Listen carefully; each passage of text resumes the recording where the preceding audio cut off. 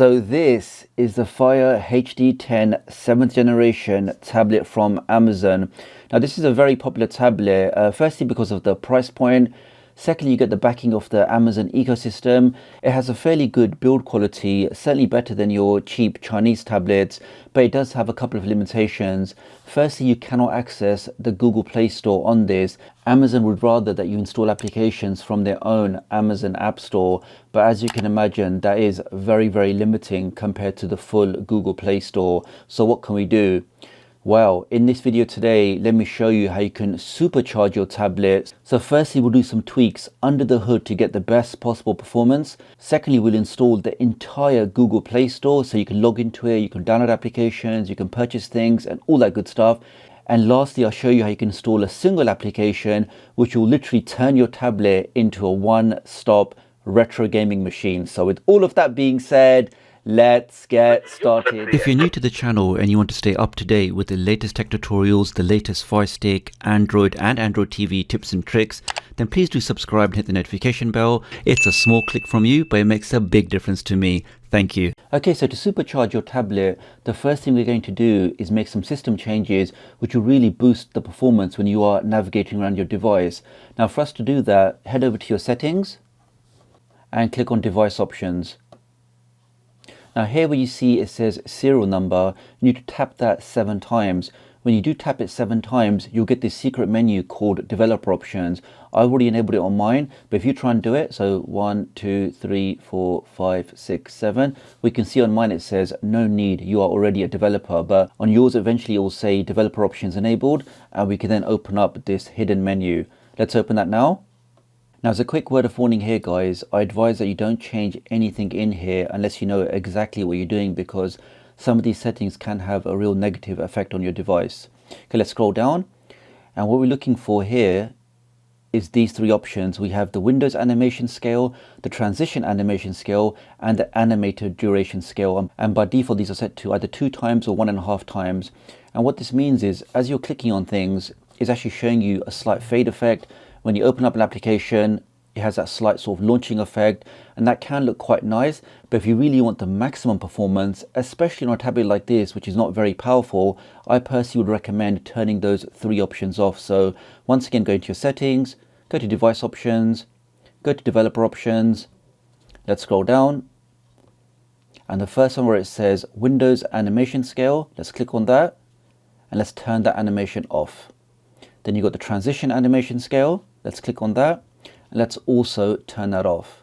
And lastly, you've got the animator duration scale. Let's click on that and let's also turn that off. And you'll actually see the impact of this straight away. So if I press the home key now, you can just see it does just seem that little bit more snappier, just clicking on things, moving around.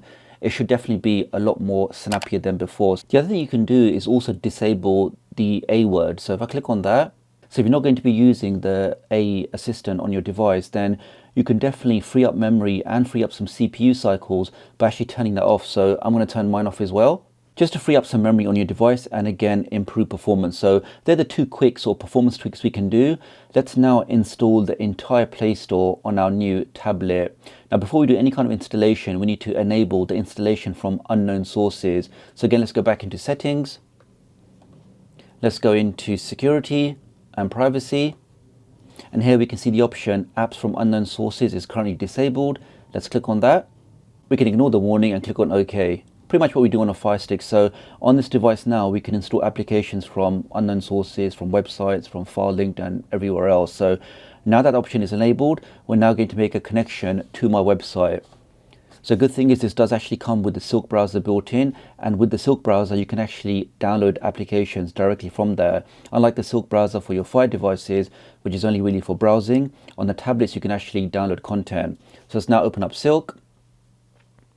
Let's navigate to my website, which is of course tdoctoruk.com, and if you click on tutorials, you will see there's a dedicated tutorial on how you can get the full Play Store on your Amazon Fire HD10 tablet. So let's open up that tutorial now. Here it is. Okay, so I've got the steps written out if you want to read that, but essentially we enable the installation from unknown sources as we've done, and we now need to install 4 particular applications. Now A real massive word of warning, guys, only install these applications if you are using the 7th generation Amazon Fire HD10 tablet.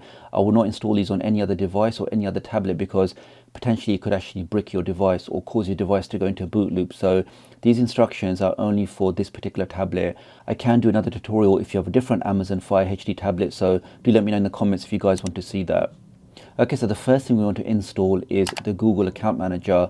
And sorry, just to say one more time, these are very particular versions which will only work on this tablet, so only install them from here. Let's click on download. That should take you to another page and we should have a direct link to download that particular APK. And I've also done this, I've actually given it a number because they do have to be installed in the correct order. So this is file number 1. Let's click on download now. Give that a second. And we see that now starts downloading. There it is, that's now complete. Let's go back. Let's now get the second file, which is the Google Services Framework. Let's click on that. Scroll down and once again click on the green download button. So that's 2 files there. Let that come down. You can see it's coming down there. And let's press the back button. And let's now get the third file, which is the Google Play Services. Let's click on that. Scroll down, you guys get the drill. And click on the green download button. Give that a second to start downloading. We can see it starts downloading up there. Let's press the back button. And finally, we're going to install the Google Play Store. Let's click on this. So that's the last application, the 4th application we need to install. Scroll down. Let's now click on download now. So as mentioned, they do need to be installed in the correct order. So the very first file we're going to install is the Google Account Manager. So to do that, let's go over to our files or downloads. And let's now get the account manager. Let's click on that. Do you want to install this? Click on next, next again, one more time, and click on install. So that's the Google Account Manager going in. Okay, that's done. Let's click on done. Let's now do the framework, which is the second file. Click on next, next again, and click on install. So that's 2 things installed. Let's click on done. Next up, we've got the Play Services. This is the biggest file, which is 48 meg in size. Click on install. Oh, just while you're waiting, if you are enjoying this kind of content, if you want to see more content for the Fire 10 tablet or the Fire TV Cube or the Fire Stick or the NVIDIA Shield Pro, then please hit the like button and also think about subscribing because that really is the best way to help out my channel. Thank you. Okay, we get the message that's now installed. Okay, so let's click on done. And lastly, let's now install the Play Store. So let's click on that, click on next, and click on install. And this is the very last application to install. So after we've done this, it's actually recommended that you reboot your device. Once you reboot your device, we should then have access to the entire Google Play Store. So let's see if that actually works first time. Okay, that's now installed. Okay, let's click on done. And as recommended, guys, once you do install all 4 applications, let's now quickly reboot this device. So press and hold the power key. Do you want to shut it down?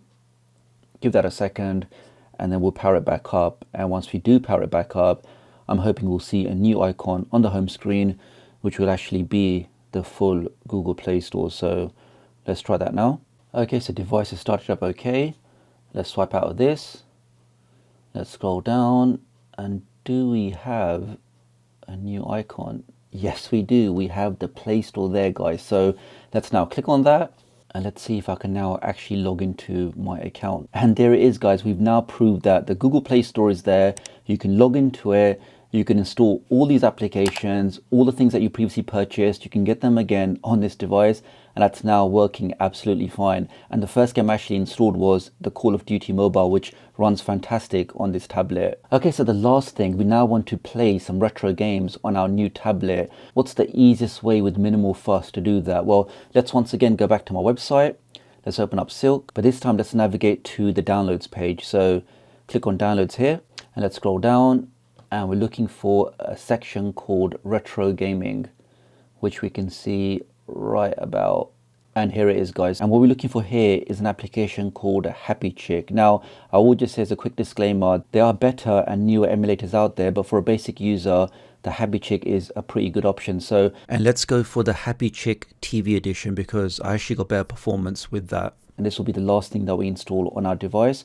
and I can then pair it with my Xbox One controller, and let's see if we can actually play some retro games on this device. Okay, let's click on done.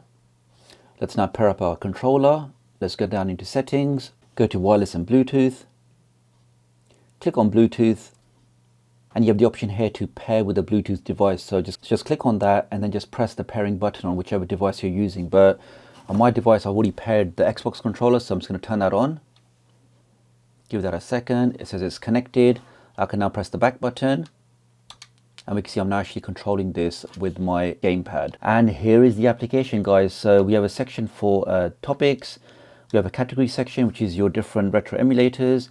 Let's say, for example, we want to play something from Super Famicom. Let's click on that. Let's just click on customize keys for a second. Let's just make sure we've got the right buttons. And for start, I'm going to use this trigger button. And for select, I'm going to use this one. Now, a key thing to understand is for many of these retro emulators, you have to add a virtual coin, and the way you add a virtual coin is you press the select button. So on my controller, I'm going to be pressing this button, which I've just mapped to the select button. Let's say we want to play this Dungeons and Dragons game. Let's click on that, and we can now click on download, and that will instantly download that ROM file into this application. So no need to look around online or download files manually or transfer files manually. We can do all of that from this application, and we get the progress bar here. Let's give that a second, and we can now click on launch. And remember, to add a virtual coin, we press the select button.